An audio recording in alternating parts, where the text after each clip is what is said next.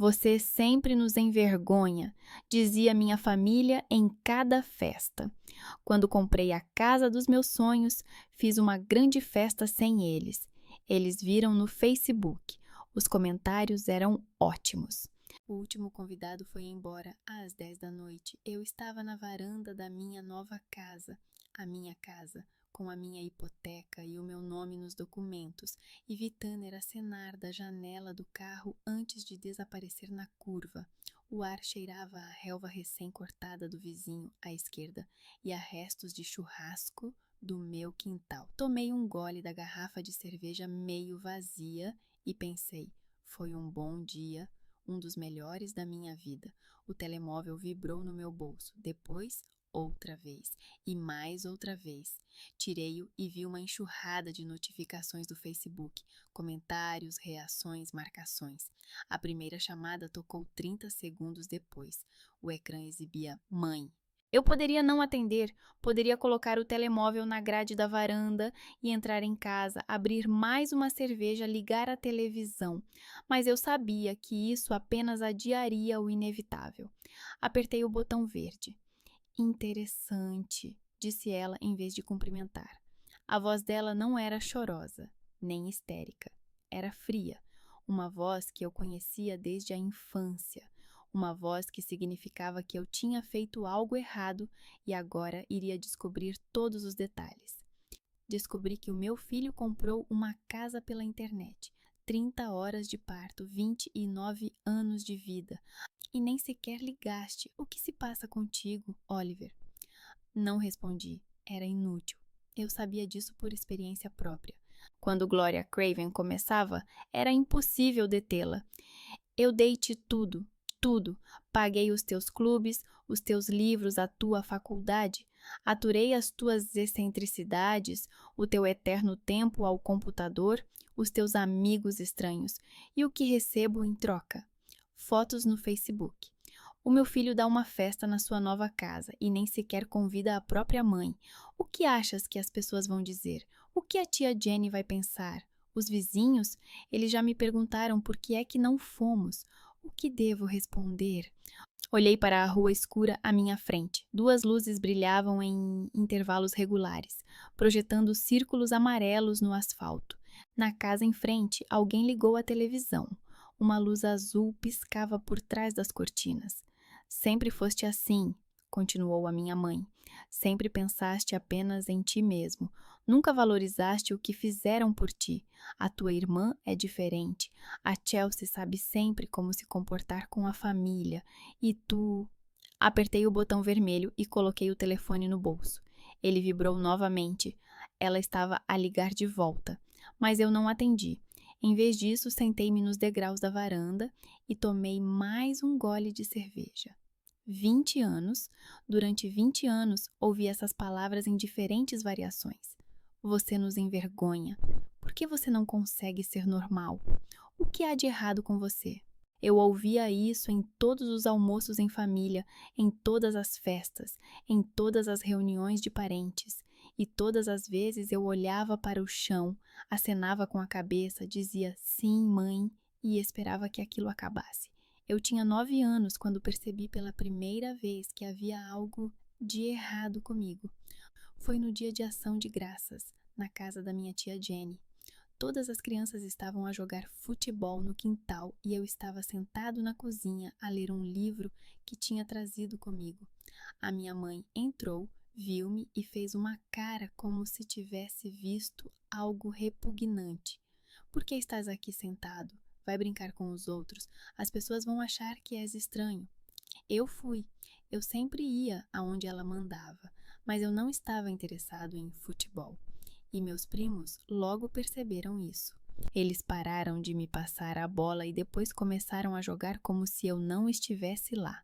Fiquei parado no campo por 40 minutos, até que os adultos chamaram todos para essa sobremesa. À noite, no carro, a minha mãe disse ao meu pai: "Viste como ele ficou ali parado, como um manequim? Nem sabe jogar direito. O que vamos fazer com ele?" O meu pai não respondeu. As comparações com a Chelsea começaram antes, mas eu só percebi isso mais tarde. A Chelsea já sabe ler aos 5 anos e tu ainda confundes as letras. A Chelsea tem tantas amigas e tu estás sempre sozinho. A Chelsea sabe conversar com as pessoas e tu resmungas sozinho.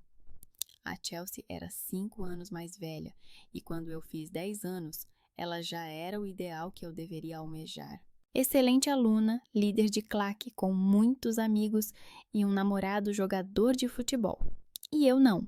Eu gostava de computadores, livros e tinha um amigo, Tanner, que a minha mãe não gostou logo à primeira vista. Este rapaz tem um aspecto estranho, disse ela depois de Tanner ter vindo à nossa casa pela primeira vez. E comporta-se de forma estranha. Para que precisas de amigos assim? Tanner comportava-se normalmente, ele era apenas direto e não gostava de conversas superficiais. Mas para a minha mãe, isso era suficiente. Depois daquele incidente, parei de levar amigos para casa. Eu tinha 13 anos quando a ouvi falar ao telefone com a minha tia. Não sei o que fazer com ele. Ele não é como as outras crianças. Às vezes tenho vergonha dele. Vergonha. Essa palavra ficou gravada na minha cabeça para sempre. Terminei a escola com boas notas, mas não as melhores. Entrei na Faculdade de Ciências da Computação, uma profissão falsa, como dizia a minha mãe, porque não era possível explicá-la aos vizinhos em poucas palavras. Salário estável, seguro médico, possibilidade de trabalhar em casa. Mas para a minha mãe era ficar sentado ao computador e não um trabalho de verdade. O Natal foi a gota d'água. Estávamos sentados à mesa na casa dos meus pais. A minha mãe, o meu pai, a Chelsea com o marido Raylin, os 2 filhos deles, a tia Jenny e mais alguns parentes. Cheguei, como sempre, com uma garrafa de vinho e presentes para todos. A minha mãe pegou no vinho, olhou para o rótulo e disse: "Ó, promoção no supermercado?" Custou $25, mas isso não importava. Comemos peru, conversamos sobre o tempo, sobre os filhos de Chelsea, sobre o facto de Raylin finalmente ter sido promovido. Então a tia Jenny perguntou-me: "E tu, Oliver, tens alguma namorada?" Abri a boca para responder, mas a minha mãe se antecipou. "Oliver vai morrer sozinho porque não sabe ser normal", disse ela, e riu. 30 anos e nada, nem esposa, nem filhos, nem um emprego normal que se possa explicar às pessoas. E todos riram. A tia Jenny começou a rir. Raylin sorriu e baixou os olhos. O meu pai olhou para o prato. E Chelsea? Chelsea riu mais alto do que todos. Eu fiquei sentado ali, com o garfo na mão, e senti algo dentro de mim se quebrar. Não com um estrondo, silenciosamente, imperceptivelmente, como um fio que se desgasta ao longo dos anos, até que finalmente se rompe. Fiquei ali sentado até ao final do jantar. Despedi-me de todos e fui para casa. Naquela noite decidi 2 coisas. Primeiro, vou comprar a minha própria casa. Segundo, nunca mais me sentarei àquela mesa. Durante 3 anos poupei cada centavo. Raramente ia a restaurantes, não tirava férias, recusei um carro novo, embora o meu já estivesse a cair aos pedaços. Tanner dizia que eu estava obcecado com isso, mas ele não entendia. Aquela casa não era apenas um imóvel. Era a prova de que eu era capaz de fazer algo sozinho, sem a ajuda de ninguém, e sem que ninguém julgasse se era normal ou não. E hoje fiz uma festa para comemorar a mudança. Convidei o Tanner e a sua esposa, alguns colegas de trabalho e a minha vizinha Margo. Cerca de 15 pessoas, churrasco no quintal, cerveja no frigorífico. Nada grandioso, mas era tudo o que eu precisava. Margo chegou com um pacote de cerveja e disse: "Parabéns, agora estás oficialmente escravizado por uma hipoteca, como todas as pessoas normais." Eu ri, pela primeira vez em muito tempo.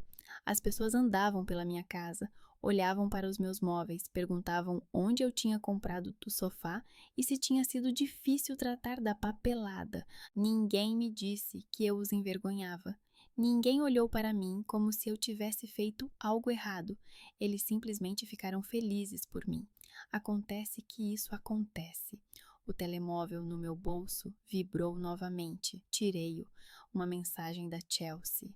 A mãe está a chorar. Liga para ela. Não respondi. Abaixo. Comentários nas fotos da festa. A mãe escreveu: é muito interessante saber sobre a vida do meu próprio filho pela internet. Tia Jenny, é uma pena que a família não tenha podido compartilhar essa alegria. Chelsea colocou um emoji triste. Desliguei as notificações e terminei de beber a cerveja. O telemóvel tocou novamente. Eu já estava prestes a desligar, mas olhei para o ecrã. Um número desconhecido. Não era a minha mãe, nem Chelsea, nem tia Jenny. Atendi. Oliver. Uma voz feminina, um pouco rouca, parecia familiar, mas não conseguia lembrar de onde.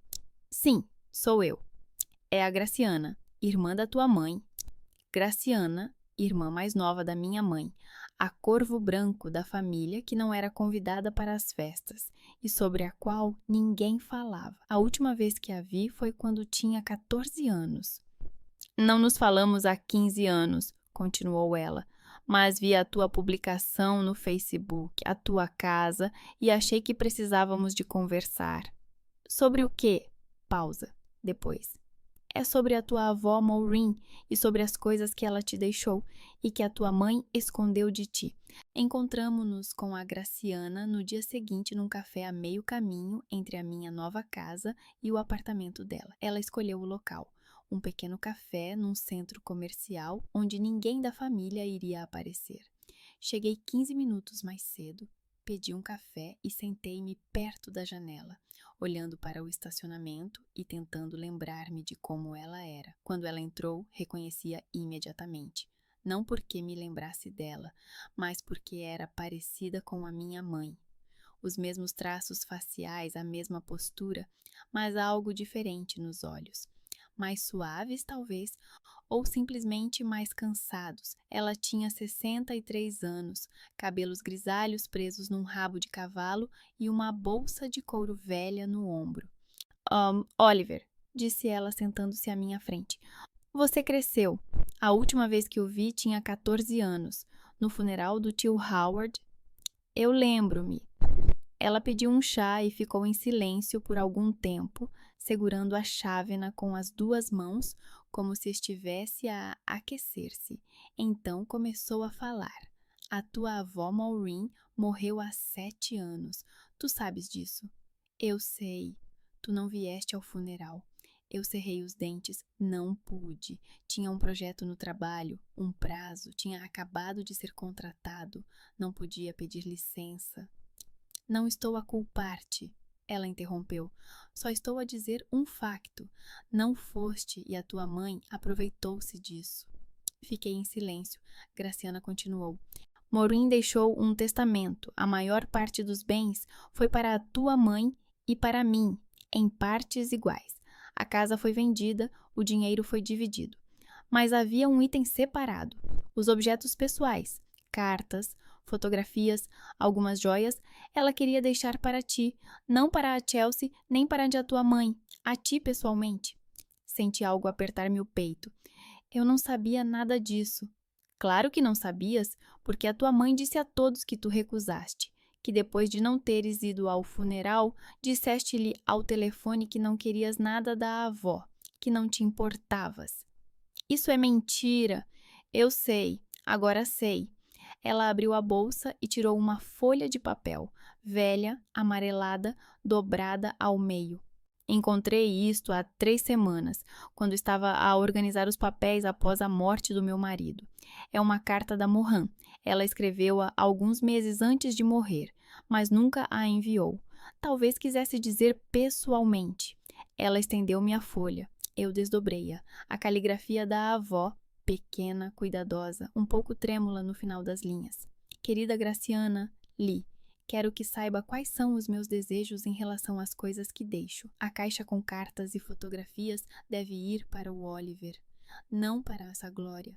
Ela não compreenderá o seu significado. Ela é demasiado parecida comigo na juventude, e eu era tola e cruel naquela época. Oliver é diferente. Ele vai entender. Se Glória tentar mudar isso, não deixe. Eu não sabia dessa carta quando a Maureen morreu, disse a Graciana. Ela se perdeu entre os outros papéis. Na época, acreditei na Glória quando ela disse que você tinha recusado. Todos acreditaram. Ninguém verificou. E onde estão essas coisas agora? Com a sua mãe, numa caixa no sótão. Estive lá há um mês a ajudar a Glória a procurar fotos antigas para o aniversário da tia Jenny. Vi a caixa, ainda está lá. Muitas ideias passaram pela minha cabeça ao mesmo tempo. A minha avó queria deixar-me algo pessoal. A minha mãe escondeu isso, mentiu para toda essa família. 7 anos. Por que estás a contar-me isso? Perguntei finalmente. Tu não te relacionas com a nossa família. Graciana sorriu, um sorriso torto, sem alegria. É por isso mesmo, eu sei como a Glória é. Cresci com ela e quando vi o teu post sobre a casa, sobre a festa sem a família, percebi que finalmente viste a verdadeira Glória. Ela terminou o chá e levantou-se. Faz o que quiseres com esta informação, mas se exigires essas coisas, prepara-te para a guerra. A Glória não gosta de perder. Ela foi embora e eu fiquei sentado naquele café por um bom tempo, olhando para a carta da minha avó. Voltei para casa em silêncio, sem rádio, sem música. Pensei em como isso funcionou todos esses anos. A minha mãe me dizia que eu envergonhava a família e eu acreditava. Ela dizia que havia algo de errado comigo, e eu acreditava. Ela dizia que a avó não me tinha deixado nada, e eu nem sequer perguntava. Simplesmente aceitava como um facto, mas a avó tinha deixado, e a mãe tinha escondido. Entrei em casa, sentei-me no sofá e marquei o número da minha mãe. Ela atendeu ao terceiro toque. Oliver, finalmente decidiste ligar. Eu esperava um pedido de desculpas, mas por que não me devolveu as coisas da minha avó? Interrompi. Silêncio, longo, pesado. Depois, o quê? As coisas da minha avó Mohan. Ela deixou umas no testamento, por que não as devolveu? Mais uma pausa. Quase consegui ouvir-lhe os pensamentos, a escolher uma estratégia. Quem te disse isso? Graciana? Aquela velha? Não importa quem disse, importa porque mentiste, disseste a todos que eu recusei. Porque não merecias. A voz dela tornou-se dura, fria, a voz que conhecia desde sempre. Não vieste ao funeral da tua própria avó.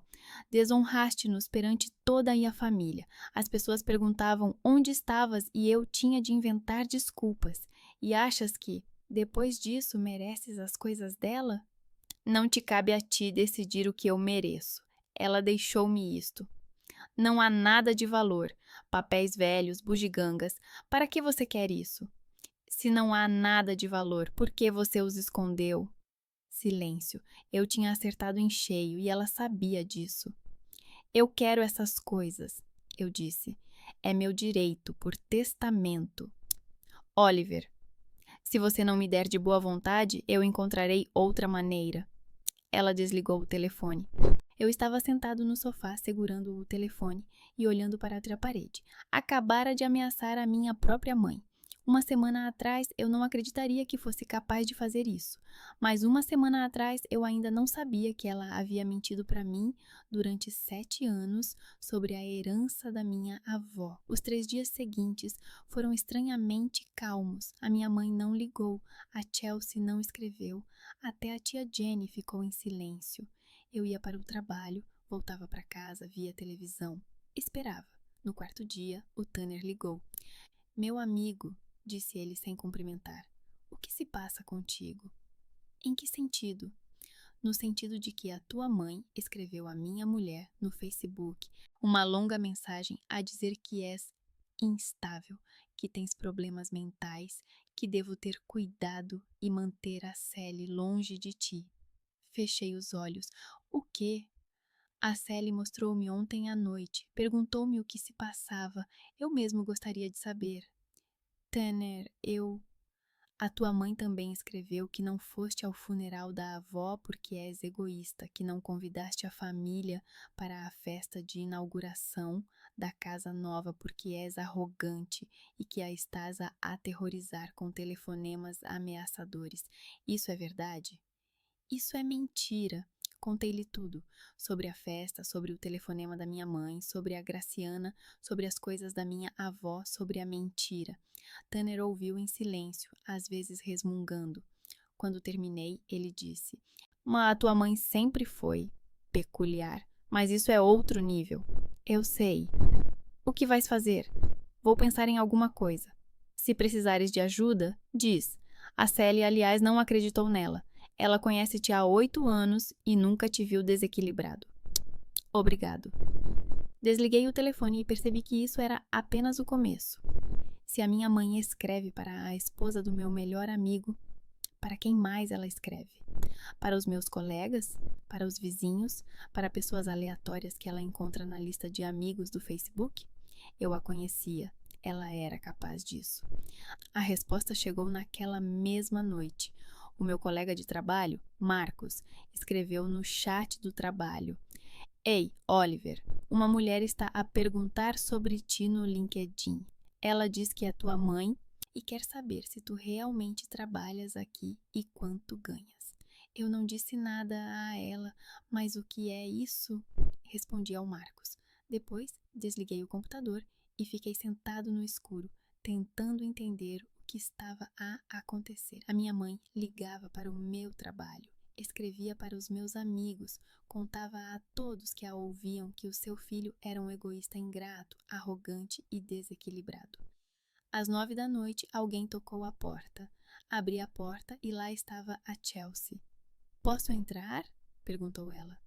Afastei-me. Ela entrou, olhou para a sala, acenou para si mesma como se estivesse a avaliar. Depois voltou-se para mim. "A minha mãe pediu-me para lhe dizer." "O quê?" "Que se quiser voltar para a família tem de pedir desculpa. Publicamente, na frente de todos, no próximo jantar em família, por não ter convidado a família para essa festa de inauguração da casa nova, por ter ameaçado a mãe por telefone, por ter se envolvido com Graciana pelas costas dela." Eu ri, brevemente, sem alegria. "Pedir desculpas? Por quê? Por ela ter mentido para mim durante 7 anos sobre a herança da avó?" Chelsea deu de ombros. "Ela diz que, se você não pedir desculpas, nunca mais falará com você. E me proibirá de falar com você também." "E o que você acha?" Ela olhou para mim e não vi nada nos seus olhos. Nem compaixão, nem irritação, nem interesse. "Acho que esses são seus problemas idiotas", disse ela. "E eu não quero saber deles." Ela saiu sem se despedir. Fiquei parado na porta, vendo-a entrar no carro, sair da minha garagem e desaparecer na curva. Minha irmã, 34 anos e nenhum segundo de apoio. Fechei a porta e sentei-me no sofá. O telefone estava sobre a mesa, escuro e silencioso. Pensei nas coisas da minha avó, nas cartas e fotografias, na caixa no sótão da casa dos meus pais, no que poderia haver lá que a minha mãe quisesse tanto esconder, e em como eu iria obtê-las, com ou sem a sua permissão. O telefone vibrou, mensagem de Graciana. A Glória ligou-me. Gritou durante 20 minutos. Disse que eu estava a trair a família. Oliver, tem cuidado. Olhei para o ecrã e uma ideia surgiu na minha cabeça que me surpreendeu. Encontrei um advogado na internet, Harold Winters, com escritório num centro de negócios a 20 minutos de carro da minha casa. Liguei na segunda-feira de manhã e a secretária dele marcou-me uma consulta para as 3 horas da tarde do mesmo dia. Acho que tive sorte. O escritório era pequeno, mas arrumado. 2 salas, uma recepção com sofá de couro e máquina de café, diplomas e certificados emoldurados nas paredes. Winters era um homem de 55 anos, com barba grisalha e olhos cansados, de alguém que já viu muitas discussões por causa de dinheiro e bens. Contei-lhe tudo, sobre o testamento da minha avó, sobre as coisas que deveriam ter passado para mim, sobre as mentiras da minha mãe, sobre os 7 anos de silêncio. Ele ouviu, tomou notas, acenou com a cabeça algumas vezes. Quando terminei, ele recostou-se na cadeira e disse: "A situação é bastante clara. A sua mãe era a executora do testamento. O seu dever era passar essas coisas para você, de acordo com a vontade da falecida. Ela não fez isso e mentiu sobre os motivos. Isso é uma violação dos deveres fiduciários. E o que isso significa? Significa que você pode entrar com uma ação na justiça. O tribunal vai obrigá-la a cumprir o testamento e passar as coisas para você. Em casos graves, o executor pode ser responsabilizado pelo cumprimento inadequado das suas obrigações. Multas, indemnização por danos. Se for provada a intenção, isso pode ser classificado como fraude sucessória. Fraude, repeti. Sim, a sua mãe escondeu deliberadamente de si os bens que lhe pertenciam e mentiu aos parentes sobre a sua recusa. É uma acusação grave.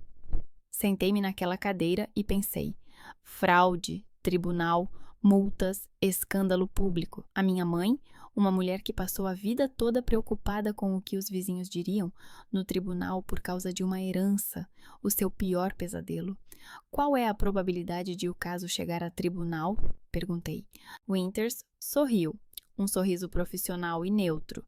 Pela minha experiência, a maioria desses casos é resolvida na fase de negociação, quando as pessoas percebem que você está falando sério e tem fundamentos jurídicos, elas geralmente cedem, especialmente se tem algo a perder. Ela tem algo a perder, disse eu, a reputação. Então, eu recomendaria começar com uma carta formal em meu nome.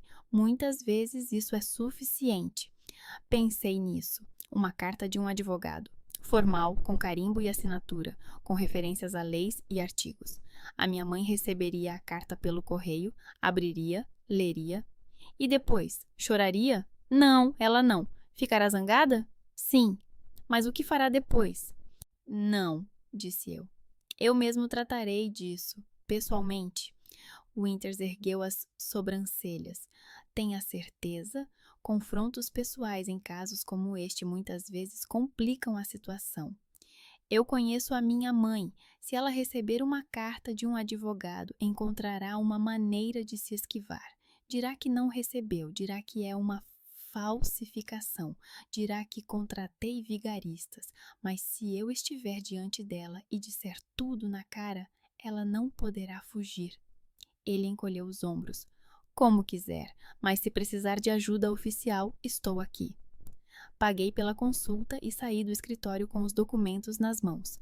Cópias de leis, artigos, precedentes, armas que eu nunca tinha tido contra a minha própria mãe.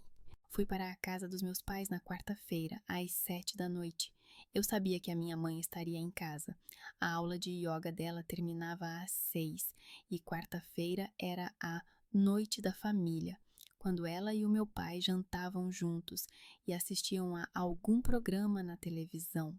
Estacionei em frente à casa, a mesma casa onde cresci, onde me comparavam com Chelsea, onde me diziam que eu envergonhava a família. Uma casa de 2 andares, branca, com um gramado bem cuidado e roseiras sob as janelas. O carro do meu pai estava na entrada da garagem e as luzes da sala estavam acesas. Aproximei-me da porta e toquei a campainha. O meu pai abriu a porta. Ele viu-me e algo passou pelo seu rosto. Não era surpresa nem irritação, mas sim algo parecido com cansaço, como se ele soubesse que esse momento chegaria. Oliver, disse ele. Pai, preciso de falar com vocês os dois. Ele afastou-se, deixando-me passar. Entrei na entrada. O cheiro familiar, o papel de parede familiar, o cabide familiar, onde estava pendurado o casaco da minha mãe. Da sala de estar, ouviu-se uma voz. Danny, quem é? O meu pai não respondeu. Ele simplesmente se virou e foi para a sala, e eu fui atrás dele. A minha mãe estava sentada no sofá com uma chávena de chá nas mãos. Quando ela me viu, o seu rosto ficou paralisado. Não foi surpresa. Ela sabia que eu viria. Talvez não hoje, talvez não assim, mas ela sabia. Oliver, disse ela friamente, não me lembro de terem convidado você. Não vim a convite, vim buscar o que é meu. Ela colocou a chávena na mesinha, lentamente, ostensivamente. Se você está falando dessas coisas, já lhe disse ao telefone, não há nada de valor, são apenas velharias. Então, por que as escondeu? Eu não as escondi, simplesmente não vi sentido em me preocupar com isso por causa de uma pessoa que não compareceu ao funeral da própria avó. Dei um passo à frente. O meu pai estava parado na porta da sala, olhando para nós em silêncio. A minha mãe estava sentada no sofá, ereta, tensa, com aquela expressão facial que eu conhecia desde sempre. A expressão de uma pessoa que está certa de que está certa. Falei com um advogado, disse eu, um especialista em questões sucessórias. Ele explicou-me que o que fizeste é considerado uma violação dos deveres fiduciários do executor do testamento. Devias ter me entregue essas coisas, de acordo com a vontade da avó. Não o fizeste, mentiste a mim e a toda essa família sobre a minha recusa. Por lei, isso pode ser classificado como fraude sucessória. O rosto dela não mudou, mas vi os ombros dela ficarem tensos. Ela ouviu a palavra fraude. Ela ouviu a palavra advogado. Estás a ameaçar-me? A tua própria mãe? Estou a informar-te das consequências.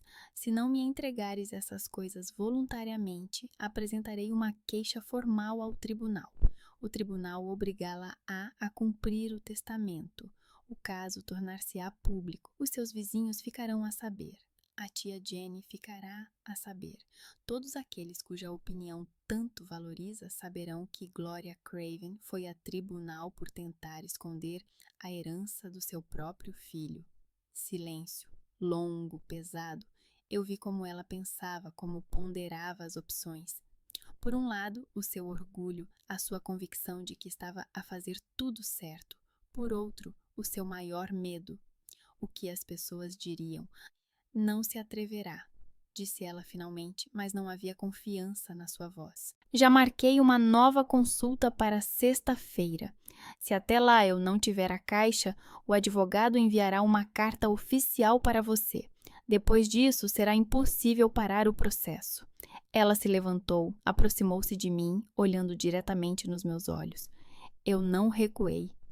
Não fazes ideia do que estás a fazer, sussurrou ela. Estás a destruir esta família por causa de uma caixa com papéis velhos, por causa das tuas mágoas, por causa do teu ego. Não, estou apenas a levar o que é meu, o que a minha avó queria deixar para mim, o que tu escondeste de mim. Ela virou-se, foi até a janela, ficando de costas para mim. Os ombros dela tremiam, de raiva, não de choro. Pega, disse ela, sem se virar. A caixa está no sótão, atrás das malas velhas. Pega e vai embora. E não voltes mais a esta casa. Não respondi. Simplesmente fui até a escada. Quando passei pelo meu pai, ele colocou a mão no meu ombro. Parei. Há coisas lá que vão explicar muita coisa, disse ele baixinho. Lê tudo com atenção. Acenei com a cabeça e subi. O sótão era como eu me lembrava da minha infância. Teto baixo, cheiro de poeira e madeira velha, caixas e malas empilhadas ao longo das paredes. Encontrei o que procurava em 5 minutos, uma caixa de papelão velha com a palavra Mohan, escrita a marcador preto. Era leve, não pesava mais do que alguns quilos. Peguei-a e desci as escadas. A minha mãe ainda estava de pé junto à janela, de costas para mim. O meu pai estava na entrada, segurando a porta aberta. Obrigado, disse-lhe. Ele acenou com a cabeça. E eu fui embora. Cheguei à casa às 8. Coloquei a caixa sobre a mesa da cozinha, fiz café, sentei-me e abria. Em cima estavam fotografias, antigas, a preto e branco, depois a cores, desbotadas. A avó na juventude, a avó com o avô de quem eu mal me lembrava. A avó com 2 meninas pequenas, a minha mãe e a Graciana. A avó comigo nos braços. Eu devia ter 1 ano. Debaixo das fotografias havia joias, baratas, sentimentais. Um broche em forma de borboleta, brincos de pérolas, uma corrente fina de ouro. E debaixo das joias, cartas. Um maço de cartas, amarrado com uma fita vermelha desbotada, folhas de tamanhos diferentes, de épocas diferentes, algumas amareladas, outras ainda brancas. Desamarrei a fita e comecei a ler. A maioria das cartas era comum, reflexões sobre o tempo, sobre os vizinhos, sobre como as flores cresciam no jardim. A avó escrevia-as, provavelmente como um diário, para si mesma, sem intenção de mostrar assim a ninguém. Mas uma carta era diferente. Estava escrita em 3 folhas, com uma caligrafia pequena e cuidada e endereçada a mim. Caro Oliver, começava ela, estou a escrever esta carta sabendo que talvez nunca a envie, mas quero que saiba a verdade, se alguma vez estas coisas chegarem até si. A sua mãe carrega um fardo que eu lhe impus. Quando tinha 18 anos, ela engravidou. O rapaz era de outra cidade. Ninguém se importava com a opinião dele. Eu disse a Glória que ela iria envergonhar a família, que ninguém iria casar com ela tendo uma criança, que toda a sua vida seria arruinada. Eu a obriguei a dar a criança para adoção. Uma menina, a Glória nem sequer a pegou nos braços. Eu não deixei, disse que assim seria mais fácil. Achei que estava a fazer a coisa certa, que a estava a proteger. Mas eu estava errada, a Glória nunca se recuperou disso. Ela carrega essa vergonha há 40 anos e não pode contar a ninguém, porque eu a convenci de que era uma desgraça. E agora vejo como ela transfere essa vergonha para ti. Ela olha para ti e vê um erro que não cometeu. Ela diz-te que tu a envergonhas porque ela tem vergonha de si mesma. Isso é injusto, é cruel, e a culpa é minha. Eu gostaria de lhe dizer tudo isso, mas não tenho coragem. Sou uma velha covarde. Por isso escrevo-te e espero que um dia leias isto e compreendas. O problema não és tu, nunca foste tu, a tua avó, Mohan. Sentei-me à mesa, segurando esta carta, e olhei para as palavras. Há 40 anos, a minha mãe deu à luz uma criança e entregou-a, sob pressão da sua mãe, e carregou essa vergonha durante toda essa vida, e despejou-a em mim. Tenho uma irmã adotiva. Algures neste mundo vive uma mulher de 40 anos que nasceu da minha mãe e foi dada para adoção no primeiro dia da sua vida, que talvez não saiba quem é a sua família biológica, que talvez nunca venha a saber. Coloquei a carta na mesa, peguei o telefone e disquei o número do meu pai. Ele atendeu após o segundo toque. Oliver, você sabia? Pausa. Sobre o quê? Sobre a criança, sobre a menina que a minha mãe teve aos 18 anos. Longo silêncio. Depois, sabia. Ela contou-me antes do casamento, disse que eu tinha de saber a verdade antes de casar com ela. E tu ficaste calado durante 30 anos. Durante 30 anos tentei convencê-la a ir a falar contigo normalmente, a dizer-te por que é que ela é assim, ou pelo menos a deixar de descarregar os seus demônios em ti, mas ela não ouve ninguém, a não ser a si própria. Nunca ouviu. Por que não me contaste? Porque não é um segredo meu, Oliver. É a dor dela. Achei que ela mesma contaria um dia. Achei que com o tempo ficaria mais fácil para ela. Estava enganado. Não sabia o que responder. O que devo fazer com isto? Perguntei. Não sei. A decisão é tua. Mas agora, pelo menos, sabes a verdade. Desliguei o telefone. Sentei-me na casa vazia, olhando para essa caixa com as coisas da minha avó e pensei em tudo o que tinha descoberto nas últimas horas. Às 9 horas, alguém bateu à porta. Abri e lá estava Amargo na varanda com uma garrafa de vinho. Vi-te chegar, disse ela. Parecia que alguém tinha morrido. Achei que talvez precisasses de companhia, ou vinho, ou ambos. Afastei-me para o lado, deixando-a entrar. Sentamo-nos na cozinha, bebemos vinho e contei-lhe parte da história. Não toda, mas o suficiente para que ela compreendesse. Sobre a minha mãe, sobre o controlo, sobre ter encontrado as coisas da minha avó. Não contei o segredo, era demasiado recente, demasiado pessoal. Margo ouvia, às vezes acenava com a cabeça, não interrompia. Quando terminei, ela disse: sabe o que é mais difícil nessas situações? Não é o que as pessoas fazem de mal a si, mas o facto de elas estarem convencidas de que estão a fazer a coisa certa. A sua mãe, Provavelmente acredita sinceramente que o educou como devia, que tudo isso foi para o seu bem. Provavelmente. Isso não significa que você deva perdoá-la. Significa que não vale a pena esperar que ela peça desculpas, porque ela não vê porque deveria. Ela foi embora às 10. Na porta disse: "Se precisar conversar, estou do outro lado da rua." Fechei a porta e já ia dormir quando Raylene ligou. O marido da Chelsea. Ele nunca me ligou. "Oliver", disse ele, a voz tensa, baixa. "Preciso da tua ajuda." "O que aconteceu?" "É a Chelsea. Ela está a beber há 3 dias. Quase não come, não fala comigo. Ela encontrou algo no telemóvel da tua mãe quando estava na casa deles. Algumas mensagens. Ela não me diz o que era, mas ela..." Ele hesitou. "Ela não está em si. Não sei o que fazer." Cheguei à casa da Chelsea em 40 minutos. Ela e Raylene moravam nos subúrbios ao sul da cidade. Uma área tranquila com casas idênticas de 2 andares, gramados bem cuidados e parques infantis em cada esquina. O lugar ideal para uma jovem família com 2 filhos. A imagem perfeita. Raylene abriu a porta antes mesmo de eu tocar a campainha. Provavelmente estava à espera junto à janela. "Obrigado por ter vindo", disse ele baixinho. Ele estava com mau aspecto. Olheiras, barba por fazer há vários dias, t-shirt amarrotada. Raylene sempre foi asseado e organizado. Agora parecia uma pessoa que não dormia há várias noites. "Onde é que ela está?" "Na sala. As crianças estão na casa dos meus pais. Levei-as ontem.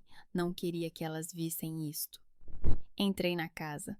No hall de entrada havia um cheiro azedo. Talvez vinho não bebido. Talvez outra coisa. Havia casacos infantis pendurados no cabide e sapatinhos pequenos encostados à parede. Uma família normal. Uma vida normal. Chelsea estava sentada no sofá da sala, enrolada num cobertor, embora a casa estivesse quente. À sua frente, na mesinha de centro, havia uma garrafa de vinho branco meio vazia e uma taça. Quando ela levantou a cabeça e olhou para mim, mal a reconheci. O rosto estava inchado, os olhos vermelhos, o cabelo sujo e despenteado. A minha irmã, que sempre parecia impecável, que sempre soube causar boa impressão. "Oliver", disse ela, a voz rouca, quebrada. "O Raylene ligou-te, e eu disse-lhe para não ligar." Ele fez bem. Sentei-me na cadeira à sua frente. O Raylene ficou de pé junto à porta, encostado ao batente, como um guarda ou como uma testemunha. "Ele disse que encontraste algo no telemóvel da tua mãe", disse eu. "O que era?" Chelsea riu-se, um riso curto, sem alegria. Depois pegou no telemóvel que estava na mesa e atirou-mo. "Vê tu mesmo. As capturas de ecrã estão na galeria." Abri a galeria. As últimas fotografias eram capturas de ecrã de conversas. Dezenas, talvez centenas de mensagens. Comecei a ler. Era uma conversa da minha mãe com uma tal Bárbara. Uma amiga dela, tanto quanto me lembrava, elas faziam yoga juntas. A correspondência durou anos. As mensagens mais antigas datavam de 5 anos atrás, as mais recentes, da semana passada. E elas discutiam tudo: vizinhos, parentes, o tempo. E nós, os seus filhos. Sobre mim havia o que eu esperava. O Oliver voltou para o Natal e ficou sentado como um mocho a noite toda. Não sei de quem ele herdou isso. O Oliver ainda não se casou. Já tenho vergonha de dizer às pessoas. O Oliver acha-se mais inteligente do que todos, mas não consegue conversar normalmente com as pessoas. Mas sobre a Chelsea pelo menos é obediente. Não é inteligente, mas é mais fácil lidar com ela. Ela faz o que lhe mandam e não faz perguntas desnecessárias. A Chelsea pensa que foi ela que escolheu o Raylene. Ela nem imagina quantos rapazes eu recusei por causa dele. Aquele artista queria casar com ela, imagina só. Eu disse a ele que a Chelsea não estava interessada e para não ligar mais. Ela chorou durante 2 meses, achando que ele a tinha abandonado. Raylene não é perfeito, mas pelo menos vem de uma família normal e tem um emprego normal. No início, eu também queria afastá-lo, mas depois pensei: quem ela encontraria então?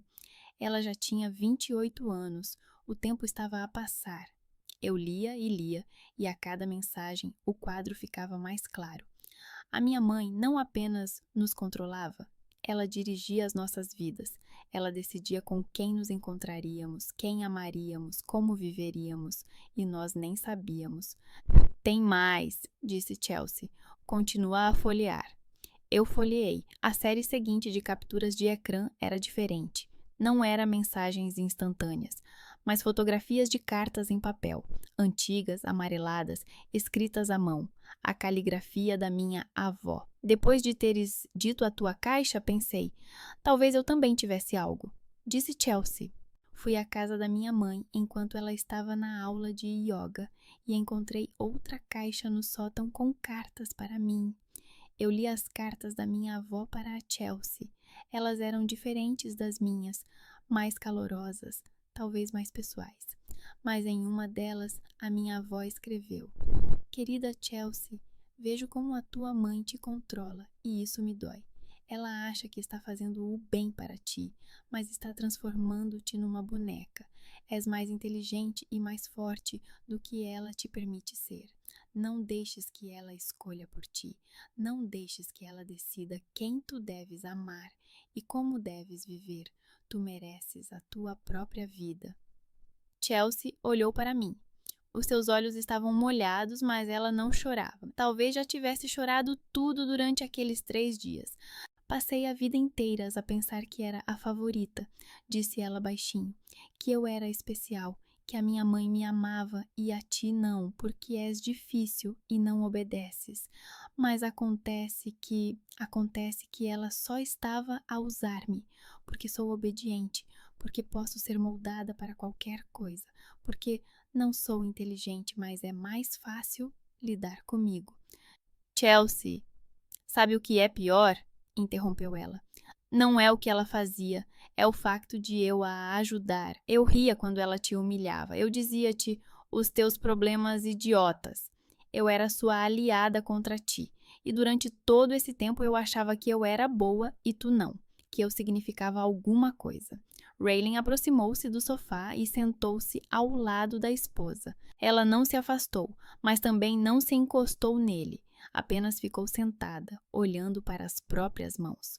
Durante anos eu disse a ela que a tua mãe se comportava de maneira anormal, disse Raylene, dirigindo-se a mim, que a maneira como ela falava contigo, como te humilhava, era errada, mas Chelsea não queria ouvir, dizia que eu não entendia a família dela, que era assim que as coisas funcionavam.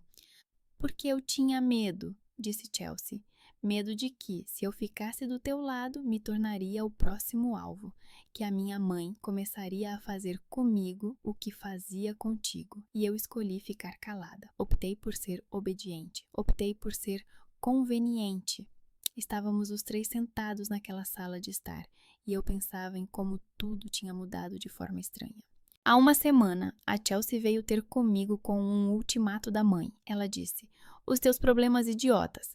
E agora ela está sentada à minha frente, abatida, e diz algo que eu nunca pensei que ouviria dela. O que vais fazer? Perguntei. Ela encolheu os ombros. Não sei. Por enquanto não consigo olhar nos olhos dela. Talvez depois. Não sei. E tu? Vou falar com ela. Vou conversar. Pela última vez. Para quê? Pensei. Realmente para quê? Ela não vai pedir desculpas. Não vai admitir que estava errada. Não vai mudar. Eu sabia disso com certeza, como sabia que amanhã o sol nasceria. Para encerrar isso para mim mesmo, respondi, para dizer a ela o que tenho a dizer e ir embora. Raylene acenou com a cabeça. Se quiseres, eu vou contigo. Não, tenho de fazer isto sozinho. Despedi-me deles e saí. Fiquei sentado no carro por alguns minutos, segurando o volante e olhando para a casa de Chelsea. Uma casa normal, num bairro normal.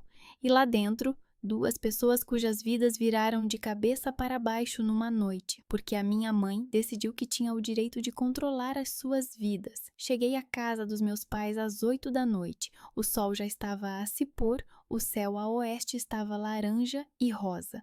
Lindo. Estacionei na rua, não na entrada da garagem. Não queria ficar preso ali por muito tempo. Minha mãe abriu a porta. Ela me viu e não se surpreendeu. Provavelmente estava à minha espera. Ela estava vestida com roupas caseiras, arrumadas, decentes. Mesmo em casa, ela parecia que estava prestes a receber visitas. O rosto dela estava calmo, frio, sem emoções. Oliver, disse ela, pensei que já tivesses dito tudo o que querias. Não, não tudo. Ela afastou-se, deixando-me passar. Entrei. O meu pai não estava à vista. Talvez tivesse saído, talvez estivesse escondido no escritório, ou talvez a minha mãe o tivesse mandado para algum lugar para falar comigo a sós. Fomos para a sala de estar. Ela sentou-se no sofá, eu fiquei de pé. Não queria sentar-me, não queria criar a ilusão de uma conversa confortável. Estive em Chelsea, disse eu. Vi a correspondência. Atua com a Bárbara. Algo passou pelo seu rosto. Por um instante, nada mais. Talvez surpresa por Chelsea ter encontrado. Talvez irritação por não ter tido tempo de apagar. Mas ela rapidamente se recompôs. E daí? Eu troco mensagens com uma amiga? Discuto a minha vida. O que há de errado nisso? Você escreveu que Chelsea não é inteligente, mas é obediente, que é mais fácil lidar com ela, que você rejeitou os namorados dela até que ela deixou Riley, que você controlava a vida dela e ela nem percebia. Eu a protegia, ela sempre escolhia as pessoas erradas. Aquele artista, ele era um Zé Ninguém, sem dinheiro, sem perspectivas. Eu fiz um favor a ela. Tu partiste o coração dela e não disseste o porquê. Eu dei a ela a oportunidade de encontrar alguém melhor, e ela encontrou. Olhei para minha mãe, para essa mulher que acreditava sinceramente que tudo o que fazia era certo, que manipulação era cuidado, que mentira era proteção, que controle era amor. E eu? Perguntei. Tu também me protegeste quando dizias que eu te envergonhava, quando me humilhavas diante dos parentes, quando escondeste de mim a herança da avó. Eu tentei fazer de ti uma pessoa normal, tu sempre foste diferente, estranho, diferente das outras crianças. Eu queria que te integrasses, que fosses aceite, que não fosses um pária. Eu não era um pária, eu simplesmente não era como tu querias que eu fosse. Tu não compreendes o que eu passei. A voz dela tornou-se mais dura. Tá, e tu leste as cartas da minha mãe. Tu sabes o que ela me fez? Eu era uma criança, Oliver, 18 anos, e ela me obrigou a dar meu próprio filho, porque tinha vergonha dos vizinhos. Eu carreguei esse fardo a vida toda. Tudo o que eu fiz foi para que os meus filhos fossem felizes, para que eles não passassem pelo que eu passei. Não nos fizeste felizes, fizeste-nos como querias que fôssemos, como não te envergonhássemos. Tu não querias a nossa felicidade, tu querias controlo.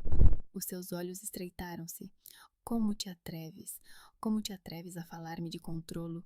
Tu que não vieste ao funeral da avó, que não convidaste a família para uma festa de inauguração da casa nova, que me ameaçou com um processo judicial por causa de uma caixa com papéis velhos.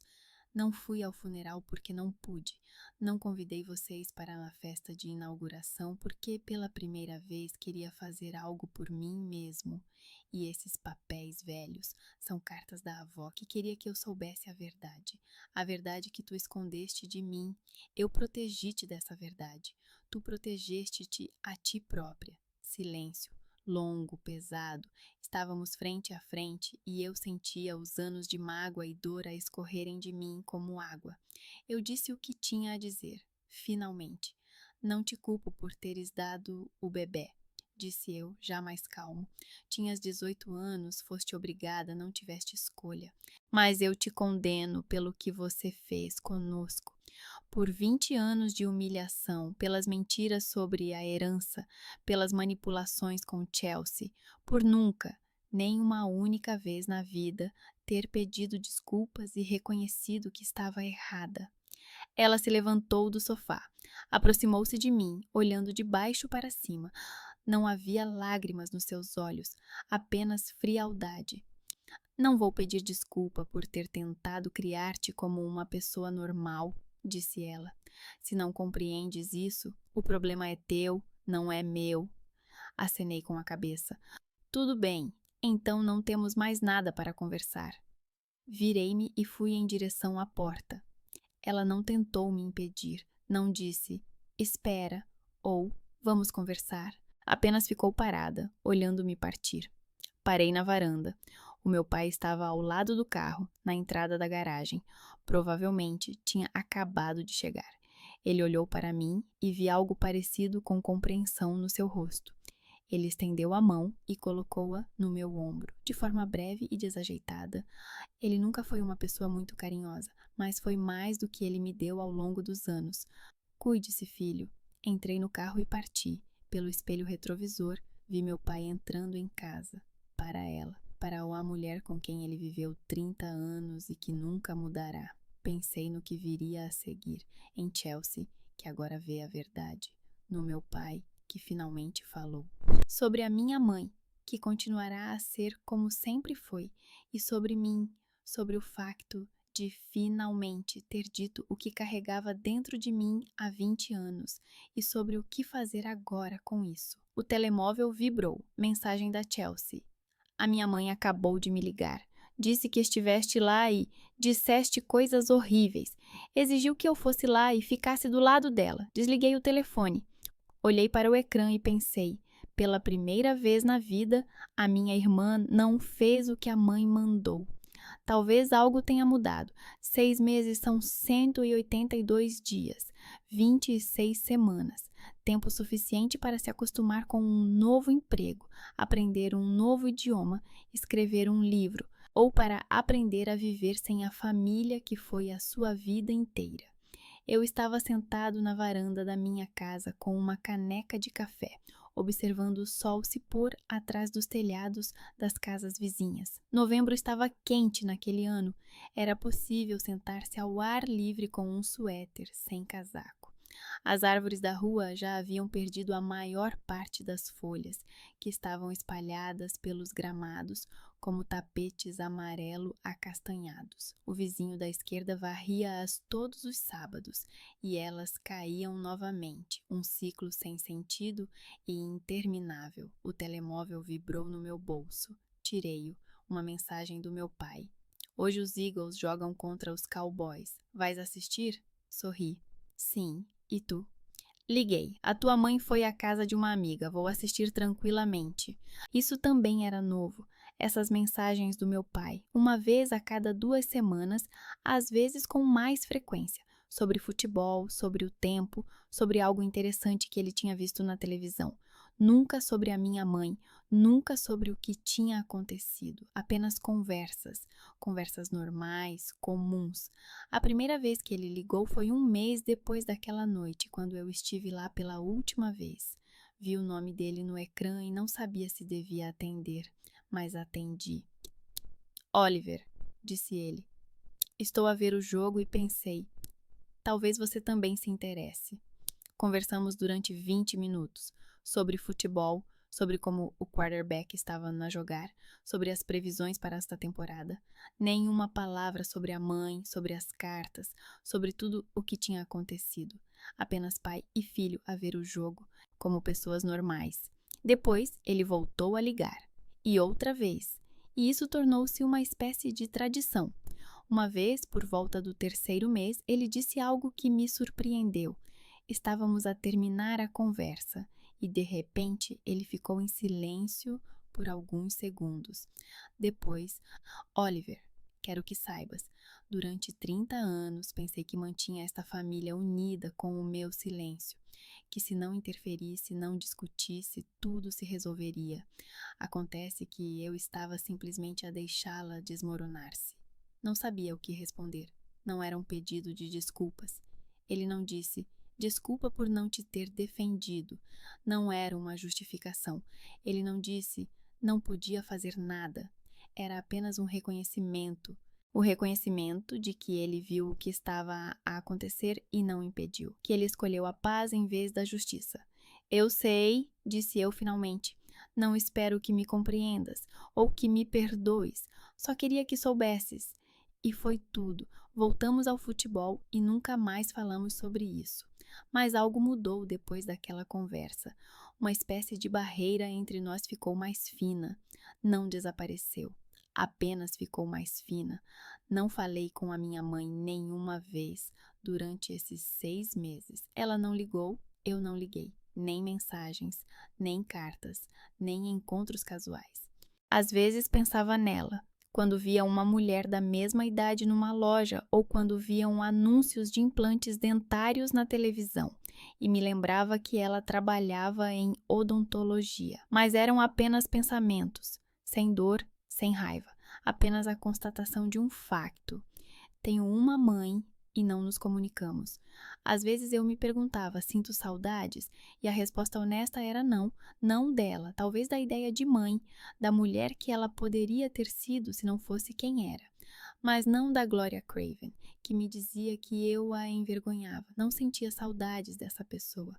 O telemóvel vibrou novamente. Desta vez era uma chamada. Chelsea.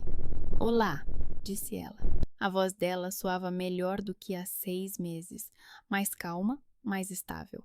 Olá, como estás? Bem, fui à terapia hoje. Conversamos sobre a infância, sobre como eu sempre tentei ser perfeita. Acontece que isso tem um nome: Síndrome da Criança Dourada. Existe toda uma teoria. E como é ter esse diagnóstico? Ela riu, baixinho, mas alegremente. É estranho, mas mais fácil. Quando algo tem um nome, torna-se menos assustador, mais compreensível. A Chelsea já fazia terapia há 5 meses, 2 vezes por semana no início, agora 1 vez por semana. Ela não se separou do Raylene.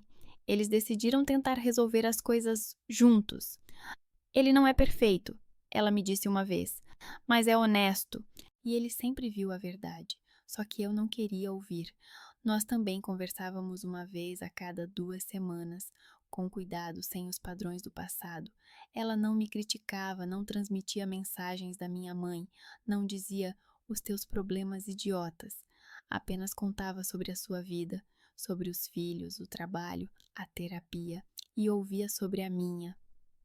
Oliver, disse ela desta vez após uma pausa, quero dizer-te uma coisa, pensei muito sobre isso.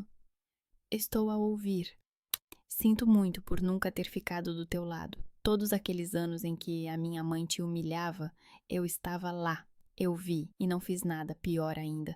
Eu ria junto com ela, porque achava que se fosse obediente, se ficasse do lado dela, não me incomodariam, que eu estaria segura. Chelsea, deixa-me terminar. Eu achava que era segurança, mas era uma gaiola. Eu ficava sentada naquela gaiola a ver como ela te torturava e dizia a mim mesma que era normal, que era assim que devia ser, que a culpa era tua e não minha, porque eu sou obediente, porque sou boa. A voz dela tremia, mas ela não chorava. Sinto muito, Oliver, por tudo. Eu estava sentado na varanda com o telefone no ouvido, olhando para o céu noturno. A minha irmã estava a pedir desculpa pela primeira vez. Conversamos mais alguns minutos sobre os filhos, sobre os planos dela para o Natal, sobre se ela iria visitar os pais. Não sei, disse ela. A mãe ainda espera que eu vá e finja que nada aconteceu, mas eu não consigo, ainda não consigo. Depois da conversa com a Chelsea, fiquei sentado na varanda por muito tempo. Pensava na minha irmã adotiva, aquela menina que a minha mãe teve aos 18 anos e deu para a adoção. Ela teria agora 40 anos. Talvez ela tenha a sua própria família, os seus próprios filhos. Talvez ela seja feliz. Ou talvez ela passe a vida inteira à procura dos seus pais biológicos e não consiga encontrá-los. Eu não a procurei. Tomei essa decisão há 6 meses, quando li a carta da minha avó. Essa história não é minha, não cabe a mim revelá-la. Se ela quiser encontrar a sua família biológica, as informações estão lá, os documentos existem. Mas não serei eu a bater à porta dela e dizer: olá, sou o teu meio-irmão, deixa-me contar-te sobre a tua mãe biológica, que é uma verdadeira cabra. A porta está aberta. Se ela vier, estarei pronto. Mas não irei ter com ela. No domingo, como sempre, o Tanner apareceu. Trouxe cerveja e batatas fritas. Ligou o jogo, deitou-se no sofá como se fosse a sua própria casa. Ele fazia isso todos os domingos há 3 meses, depois que eu lhe contei tudo sobre a minha mãe, sobre as cartas, sobre Chelsea. Ele ouviu, acenou com a cabeça e disse: Meu amigo, você precisa se distrair, vamos ver futebol. E nós víamos, todos os domingos. Às vezes conversávamos sobre o jogo, às vezes sobre o trabalho, às vezes simplesmente ficávamos sentados em silêncio, olhando para essa tela. Tanner não perguntava como eu estava me sentindo, não dava conselhos, não analisava meu relacionamento com a família. Ele simplesmente estava ao meu lado. Às vezes isso é tudo o que precisamos. A propósito, disse ele durante o intervalo comercial, a Sally perguntou se tu irias ao dia de ação de graças. Estamos a reunir as pessoas. Nada grandioso, apenas amigos, comida, bebida. Dia de ação de graças, repeti.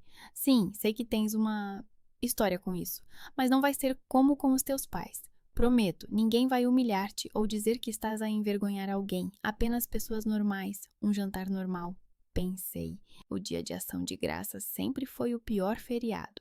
Era justamente nessa ocasião, à mesa de jantar, que a minha mãe mais gostava de fazer os seus discursos. Mas isso era lá, aqui não. Tudo bem, eu disse. Eu vou. Tanner sorriu. Ótimo, Sally vai ficar feliz. E talvez convides Amargo? Olhei para ele. Amargo? Bem, a tua vizinha. Vocês parecem conviver. Nós convivemos. Sim. Ele abriu a cerveja, tomou um gole, olhando para o ecrã com uma expressão muito inocente no rosto. Só estou a dizer, ela parece normal e tu pareces bem com ela. Margo, sim, nós conversávamos. Ela vinha uma vez por semana, às vezes com mais frequência, com cerveja ou vinho ou simplesmente assim. Sentávamos na varanda, na cozinha ou na sala e conversávamos sobre o trabalho dela como despachante, sobre clientes estranhos, turnos noturnos, sobre como uma vez ela coordenou a remoção de um carro de uma piscina, sobre o meu trabalho, sobre código, projetos, colegas que não entendem a diferença entre urgente e importante, sobre filmes, livros, sobre como o vizinho da esquerda é estranho e por que a vizinha da direita passeia o cão de sutiã às 6 da manhã. Ela não perguntou sobre a minha família, não deu conselhos, não teve pena de mim, nem dramatizou. Simplesmente me tratou como uma pessoa adulta, capaz de lidar com a própria vida. E eu percebi que esperava pelas visitas dela.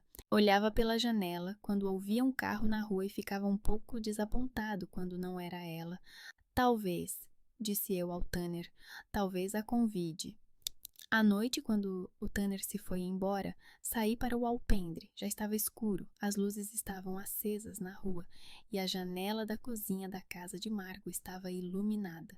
Sentei-me nos degraus e pensei em tudo o que tinha acontecido nos últimos 6 meses. Na festa em que tudo começou, nas fotos no Facebook, no telefonema de Graciana, sobre as cartas da minha avó, sobre a conversa com a minha mãe, que foi a última. Se eu tivesse convidado a minha família para aquela festa, o que teria mudado? Nada. A minha mãe teria criticado os móveis, o meu pai teria ficado calado num canto, a Chelsea teria sorrido e depois contado a minha mãe cada palavra minha. E eu continuaria a viver naquele sistema onde o meu papel era ser a vergonha da família, ir às festas, ouvir humilhações, dizer sim, mãe, e esperar que tudo acabasse. Não os convidei. E tudo mudou, não imediatamente, não foi fácil, não foi indolor, mas mudou. As cartas da minha avó vieram à tona. Chelsea viu a verdade, o meu pai falou, e eu finalmente disse o que carregava dentro de mim há 20 anos. Não me arrependo. A porta da casa de Margot se abriu e ela saiu para a varanda. Ela me viu e acenou. Estás sentado a pensar sobre o sentido da vida? Gritou ela do outro lado da rua. Mais ou menos. Entra para tomar um café, ou melhor, um vinho. Tive um dia longo. Levantei-me dos degraus e atravessei a rua até a casa dela. E pensei, talvez o dia de ação de graças deste ano seja diferente. Talvez não só o dia de ação de graças. Talvez tudo seja diferente. Na varanda da Margo, parei e perguntei, o que vais fazer no dia de ação de graças? Ela ergueu uma sobrancelha. E por quê? O meu amigo Tanner vai dar um jantar. Nada de grandioso, só amigos, comida. Queres ir comigo? Ela olhou para mim por alguns segundos. Depois sorriu. Não muito, apenas com o canto dos lábios. Como um encontro. Como um começo. Ela abriu a porta mais. Entra, vamos conversar sobre isso enquanto bebemos um vinho. E eu entrei.